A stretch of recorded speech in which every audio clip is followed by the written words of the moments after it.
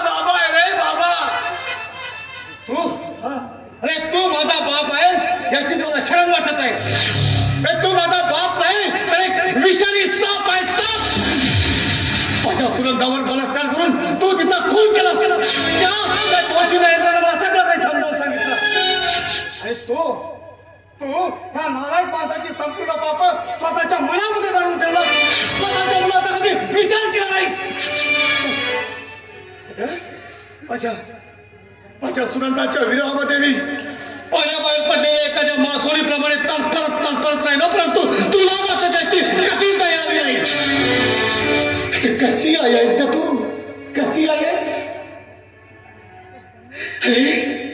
तू अशी आई आहेस की पोटच्या मुलाच्या जीवनाची राख रांगोळी करणारी आई आहेस की एका पुरुषाचा बीज आपल्या उदरामध्ये वाढून दुसऱ्या पुरुषाला जन्म देणारी तू एक माती आहेस. माती.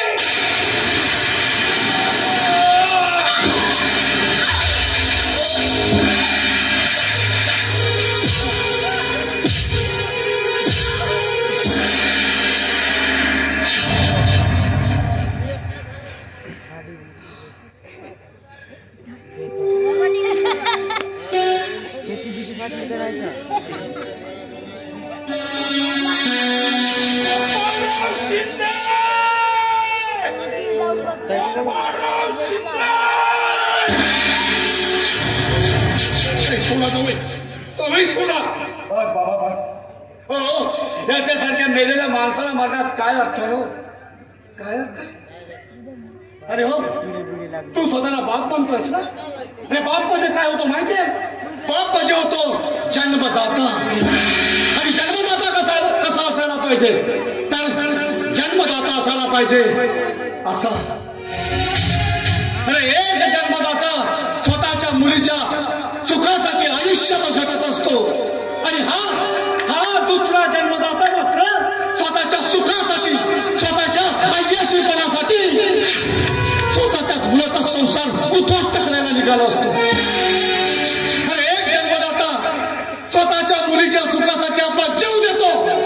आणि हा दुसरा जन्मदाता मात्र स्वतःच्याच मुलाच्या पत्नीचा खून करतो. एक जन्मदाता आपल्या मुलीच्या सुखासाठी आपलं तहान मान धन पण करतो. आणि हा दुसरा जन्मदाता मात्र स्वतःच्या मुलाच्या खुनासाठी आसून गेला असतो. जन्मदात्या वा. अरे मी या समाजाला ओरडून सांगेन या समाजातील प्रत्येक माणूस हा जन्मदाता असतो. आयुष्यात जन्मदाता होतो.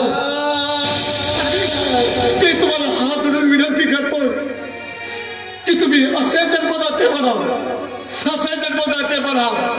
ह्या देव माणसासारखे तर या नालायक माणसाला या समाजामध्ये जन्मदाता होण्याची काही लायकी नाही.